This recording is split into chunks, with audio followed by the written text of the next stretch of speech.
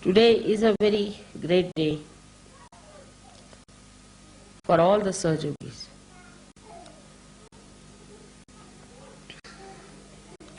It was a long time back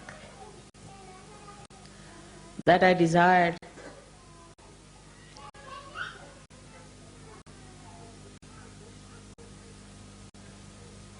Sahasrara should be opened out. But waiting for the right time, it was important to do it at the right time.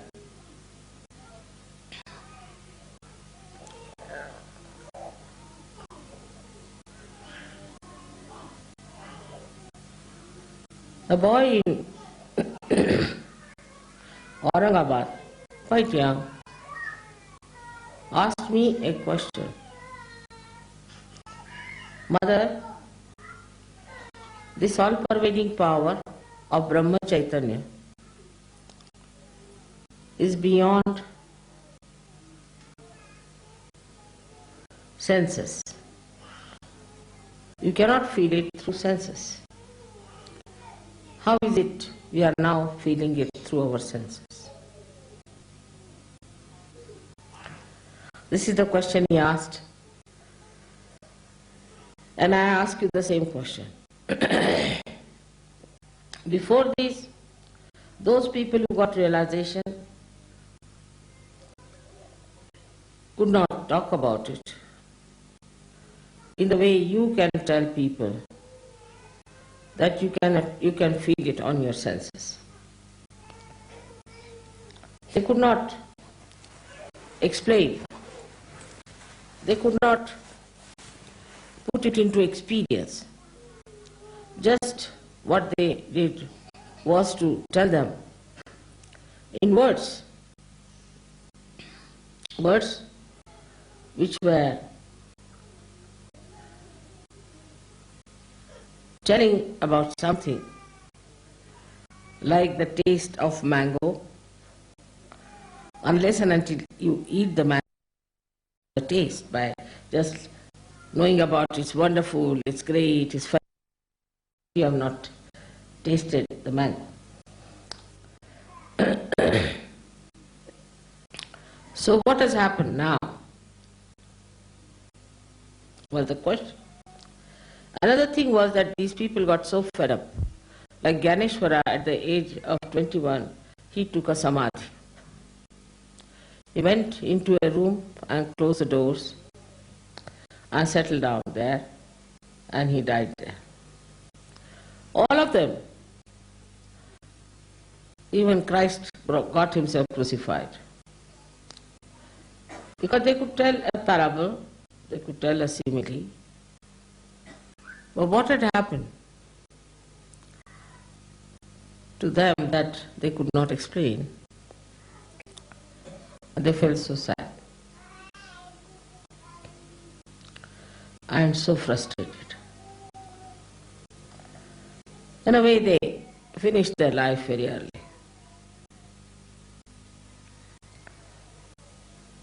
This was the question.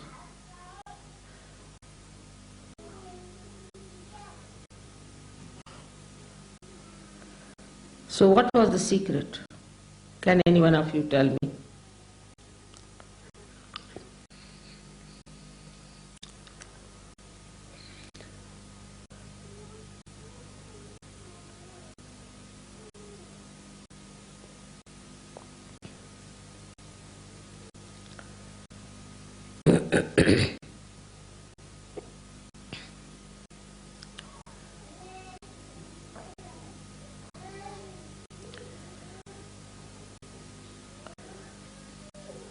The answer is simple,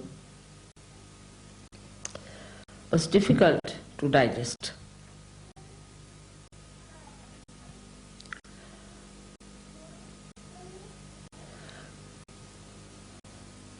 The answer is that all these incarnations who came on this earth were part of the Sahasrara. They are part of the Brahma Chaitanya. They are part of the Adi Shakti.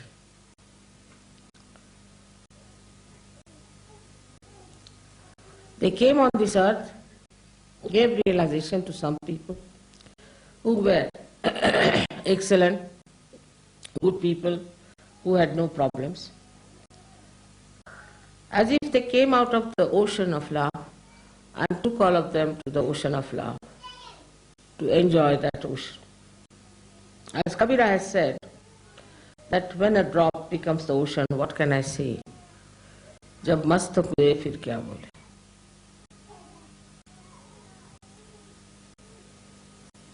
So many of them took to mauna, that is silence.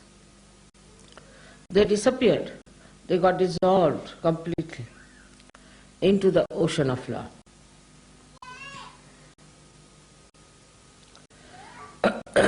But you did not get dissolved.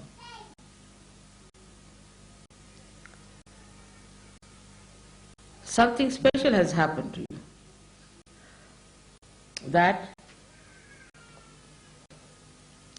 the whole of Brahma Chaitanya, the whole ocean, has taken the form of a cloud. That's Adi Shakti. And has come on this earth to shower the Chaitanya on you people, enrich you, nurture you, develop you by manifesting the love in such a manner that you have entered into the body of the Adi Shakti. So like one picture which is in the river Ganges, you are like a cell in the body of the Adi Shakti. Your entity, your personality is preserved. Despite that, you feel the Brahma Chaitanya through your senses, and you can give realizations to others. But you are in the body of the Adi Shakti. As long as you are in the body of Adi Shakti, you can do all that. This is the greatest thing that has happened.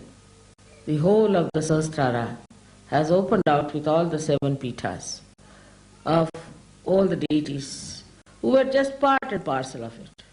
The whole of it has come in the form of a mother who is humble,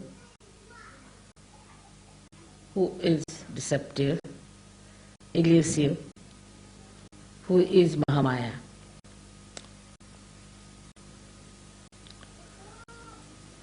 It's the greatest thing that could happen to human beings and to the whole universe.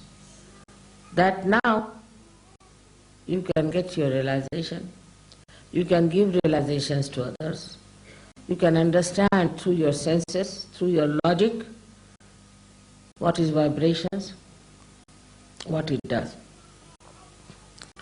Just like the proof is here. All the flowers were dead last night, finished with the heat of the people who were carrying them. Then I just put some vibrated water on them and you see how they are. Brahma Chaitanya has revived them, but their personality is there. They are all vibrated and they are looking so fresh and beautiful. Same thing with you. You all look so fresh and beautiful. Anybody can make out a Sajogi. Under these circumstances, one has to understand that there are certain limitations which you have to observe. First of all, I have taken you in my body. A foreign thing has to go in the body. And it has to be looked after, nurtured. But if you become troublesome, then you will be thrown out.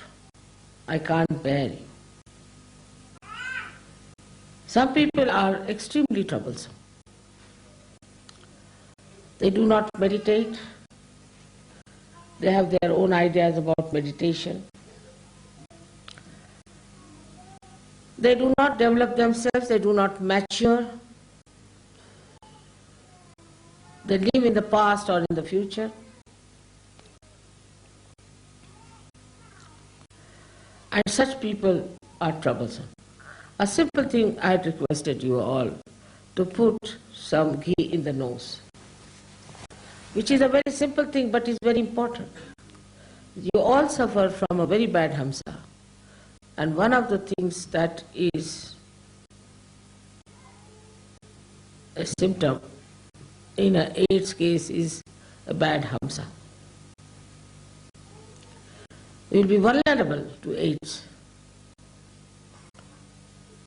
And a small thing like that is not observed. It has to be religious obligation that you must listen to me, whatever I say. Actually, you must obey me. My hand obeys me, my fingers obey me, my feet obey me. What about you, who are raised to the great dignity and the great position of being the yogis in the body of the Adi Shakti, and they are acting as cells in my body.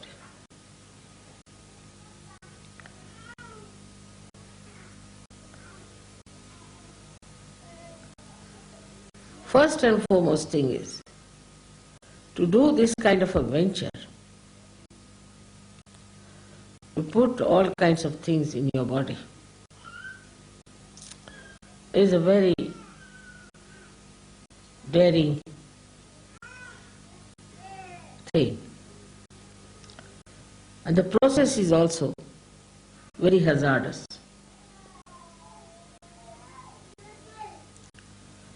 This has to be achieved with great patience, love, compassion, and above all, hard labor.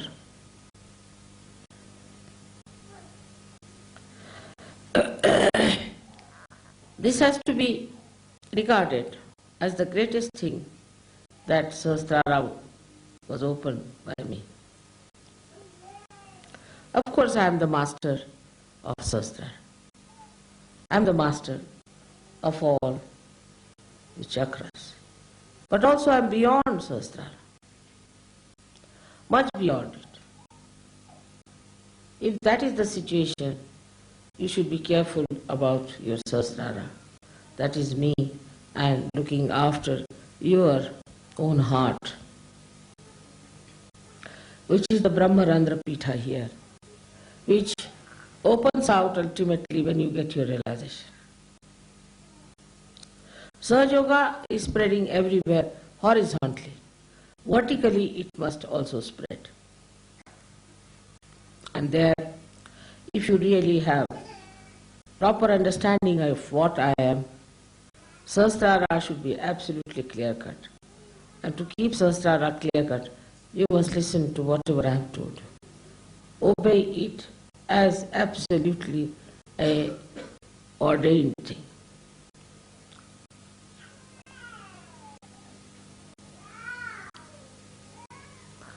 To keep the Sahasrara clean is to open your heart. If your hearts are not open, how will I fill it up with my love? Open your heart to your fellow yogis and yoginis.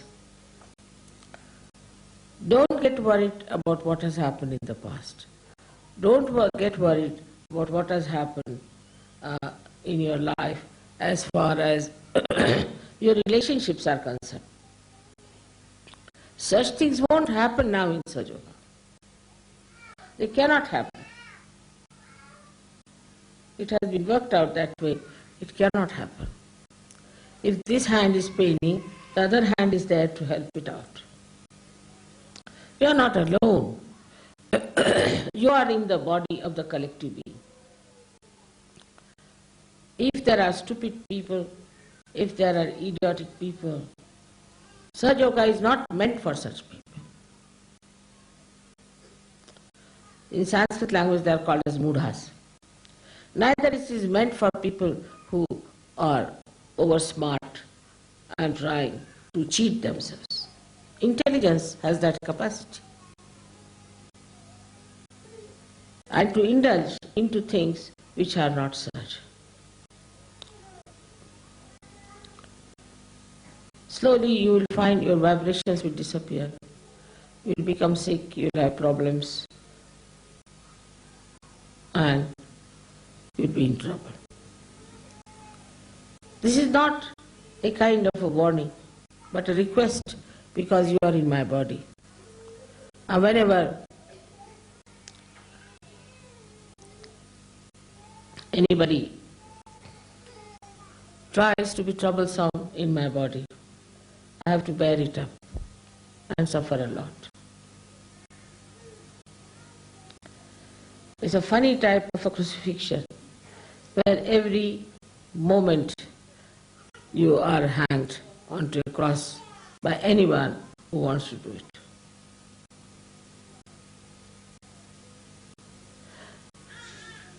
Such yogis have all the laws in their hands to torture my life, to trouble me, if they want to. But they have also such a capacity, such a caliber, such a potential that they can reside in my heart forever. Open your hearts. That's the thing I will say. Now we have to see what keeps our hearts closed. Firstly, it keeps our heart in a binding, the fear of the past. In the past, if we have done anything wrong, in the past we have had bad experiences of people, we are very frightened. I'm surprised, I've seen it myself, that in England, where we were staying, it was that day, unlucky day or lucky day, it was snowing for the first time. And we were shifting, so I had gone out. And when I came back, I saw a lady, a little baby in the pram, standing at the door and talking to some lady. The other lady was just talking through a little opening in the door because there was a chain on. Then I went out and came back after half an hour and I saw the same thing. The lady was still standing in the snow and this lady was talking to her through a chink. I was surprised. What is this going like Midsummer Night's Dream? These people are talking to each other. Horrible. What was it that was frightening to this lady inside the room? What this lady would have done with a child who had come to her door? What was there to be so frightened of? Because of the ego within yourself. You have frightened others, you have tortured others, you have dominated others, you have done all these things, so there is fear in your mind that others may do the same thing to you. Or what is there to be so much frightened to lock your doors to everyone who comes to your house?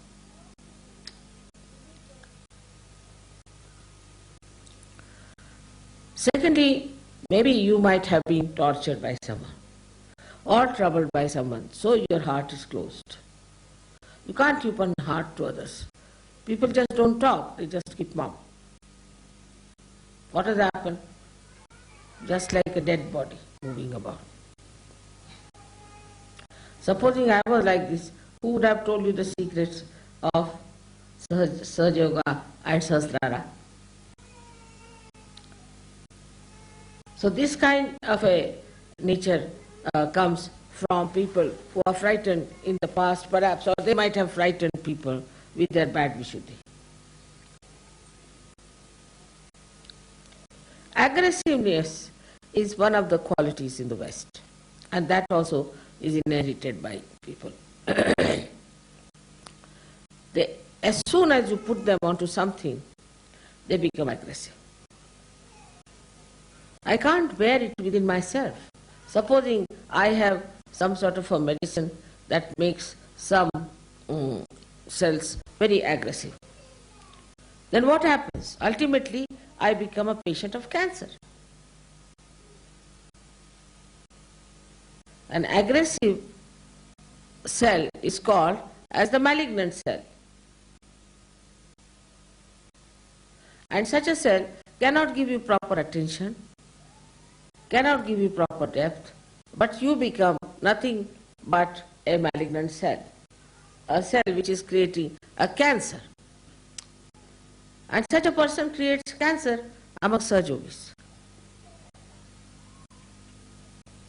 I've heard horrible stories about how some women, some men have become aggressive. With a little position they get, immediately they become aggressive. Say somebody is a wife of a organizer or a so-called leaders. Then she thinks she is nothing but a prime minister or something. Or a husband becomes something. This aggressiveness adds to the aggressiveness of another person. Then reaction starts. One says something, the another says something. We become reactionaries. We haven't got something of our own that we should be reactionaries. There should be no reaction to anything. Because we have something of our own, why should we react to something, whatever people are doing to us or have done to us? It's finished. Open your hearts. That's why when you came to India, I think you must have noticed that in the Indian heart, there is nothing like an anger for, say, for English or for Portuguese or for anybody who has dominated them. There's so much love and affection and respect, and they see that what good you have done to them. Like some barristers came to India and they visited some high courts, and they had holiday for one day to celebrate the visit of these British lawyers and barristers. But if you go to England, they will beat you, throw you out. This aggressiveness has to go from your heart. It has to get out of it. There's no place in my body for aggressive people. No place at all. I have not aggressed you, and you shouldn't aggress me.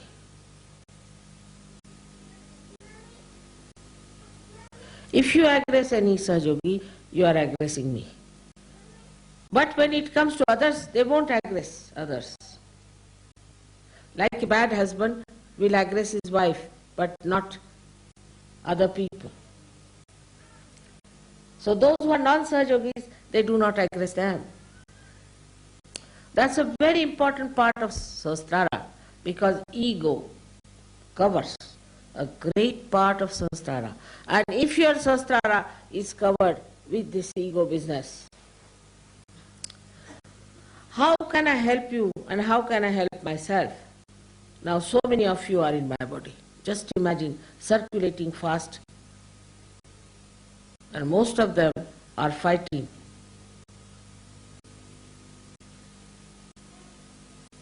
To be in my heart, but they are settling in my ego. Well, I am egoless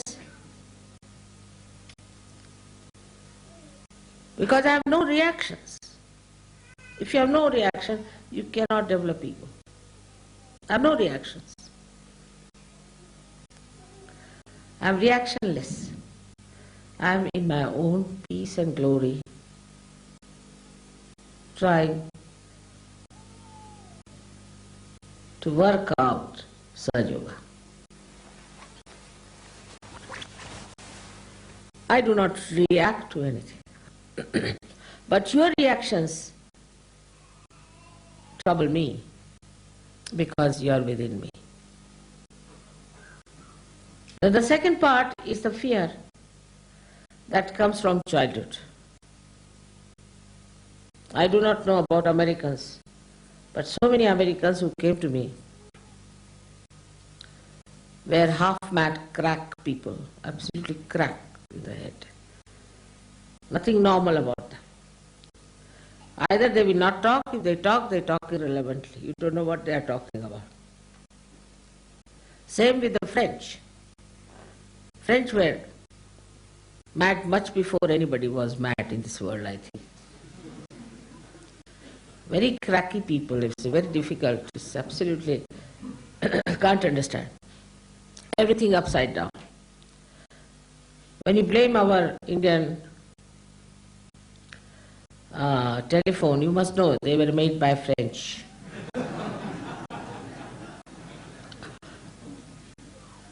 I always say that in Pune we have got the telephone just to see, because it is called as Punyapatanam, is the city of Punyas, and only God can listen to this telephone, but even God cannot. So, this kind of crackness, or this, what you call this, madness, aggressive madness, comes from ego going to the level of superego. When they get, first of all, what's wrong? When they talk, you feel they are fighting. These are love talks, romantic, they say. We feel they are fighting.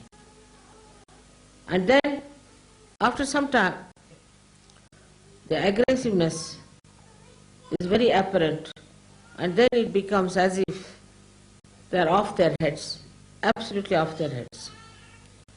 It's very common with Americans, very common.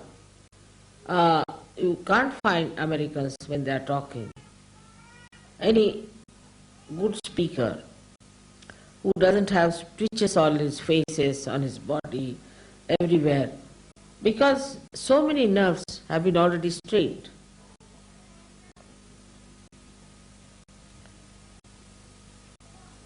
With this kind of what's wrong business. Going to the other extreme of deciding everything for yourself. And the thing behind is a ghost, I should say, very big ghost, and which is not in the past or the future, but in the present. And that ghost, I call it as materialism. Materialism. It's a ghost. It's a horrible devil that has come onto the heads of Americans and from them to all of us. This materialism is a horrible stuff. It's so ridiculous, shameful, doesn't even suit a human person. Even a dog would hate such a materialism, to what level human beings have gone.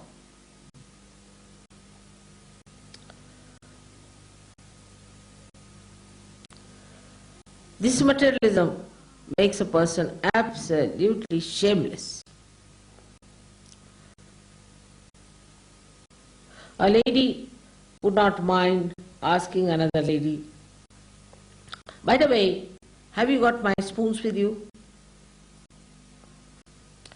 There's no shame in it.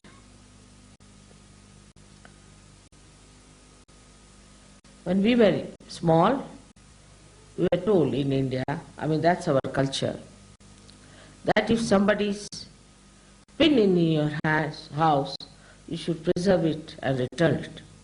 But even if your diamond is lost with somebody, never ask for it. is not good manners. What is more valuable is not the diamond, is the relationship, is the friendship and the emotions of human beings to be respected.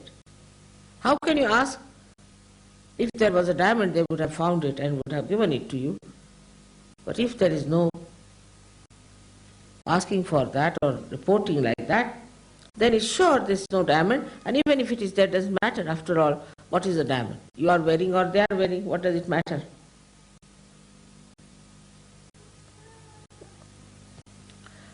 In my father's house, all the doors were open all the time.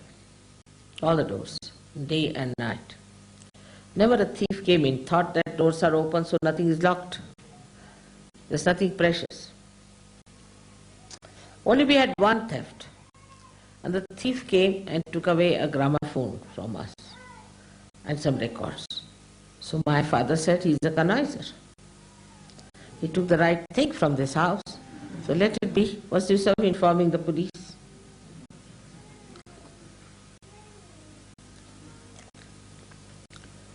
So this materialism that comes in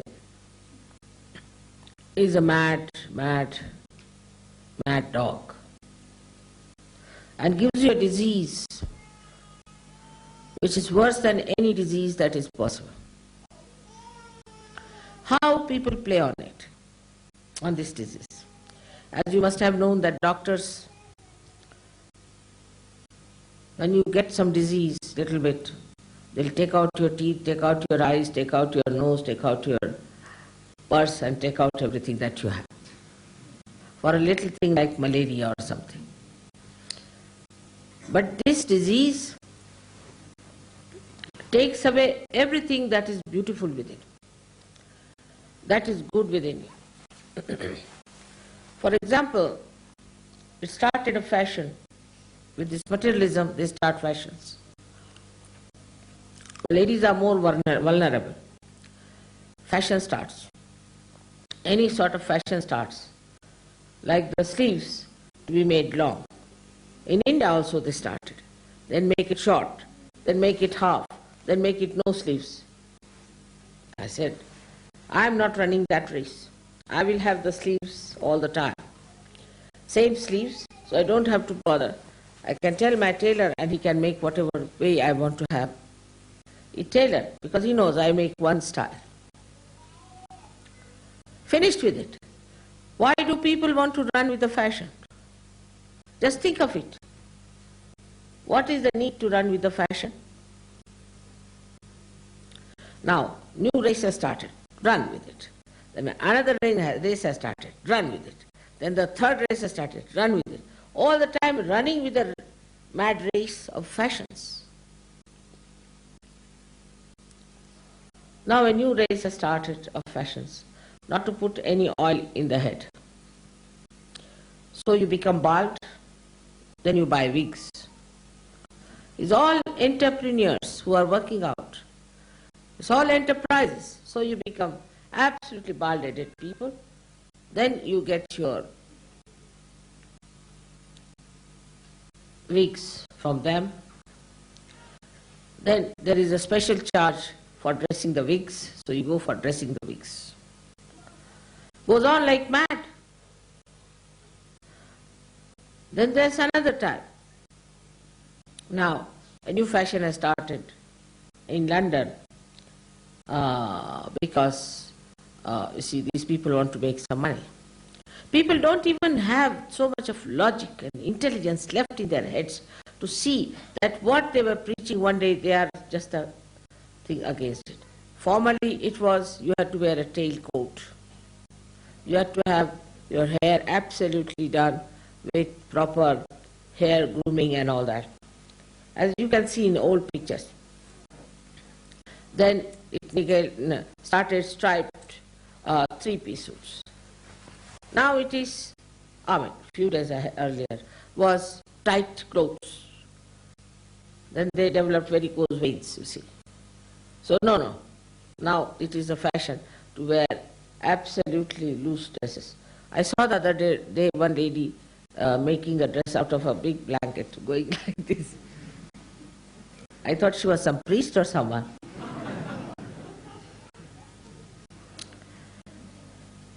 So that stupidity I started. Imagine, think of Sahasrara. Think of divine, in what world we are and in what world the stupid people are going. That's another world. Absolutely another stupid world where people just go after nonsensical things. Changing from one to another. Changing from everything, tiles are changed, everything is changed. Giving you such a headache all the time you have to think, now, what fashion is there? Let's find out in the newspaper. This is the fashion now, all right, wear this dress. All this is befooling going on because this ghost has entered into us. In Sahaja Yoga also when we enter, be careful. Materialism should not enter into your minds. It is nothing important. Even when somebody dies, you are supposed to wear something black or white or I don't know what else, but white or black. And somebody died in England who was a great friend of my husband. And I had no black sari, completely black. I mean, we don't have such a sari. I didn't know what to do. I told my husband I don't have a black sari. He said, then you don't come. Imagine how his wife would feel if I don't go to the thing, how she would take it. All this is nothing. What is important is the black sari. In every walk of life, you are being befooled by this materialism. I don't know how you got stuck into it first of all. And the other side is the same people are befooling you. All right, this is not good, this is too much, so go to the anti-culture. What is anti-culture? Is another kind of materialism, another kind of nonsense. Nowadays they are having in London an anti-culture movement which is called as punks. I think out of date now but still for the time being as I see is punks. It costs them £40 sometimes to make that hair. I mean, is it something that you are saving money on that? So the whole thing works out just to take out your attention from reality, from higher values to something nonsensical.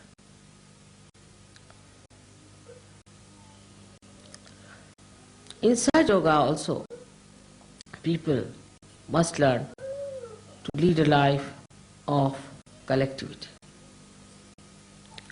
It's very important that we have to be collective. We shouldn't talk of this is mine, and this I own. Even about children, you should not do like that. This is my own child, this is my own baby, this is my brother, this is my sister. This my mind should go away. But that's not possible. It's not easy to forget about this because left Navi and right Navi has to be all right. The only way to do it is that, Mother, it's all yours. It's not dangerous to say that. Because I'll never take anything that is supposed to be yours. Just to say, Mother, it's all yours, to start it.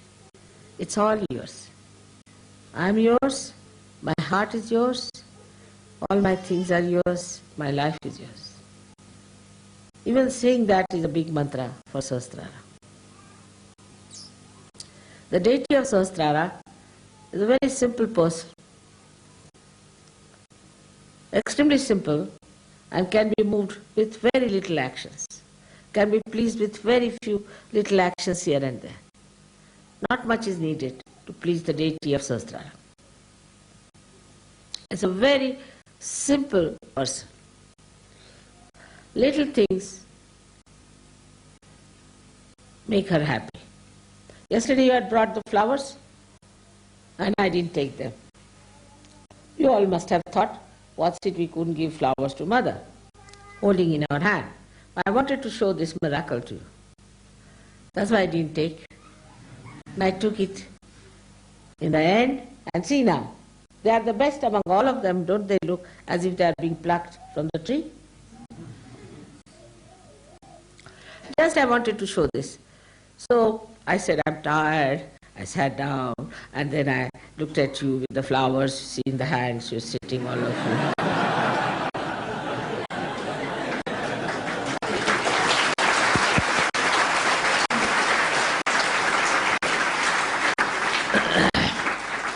So she is Leela Vinodini.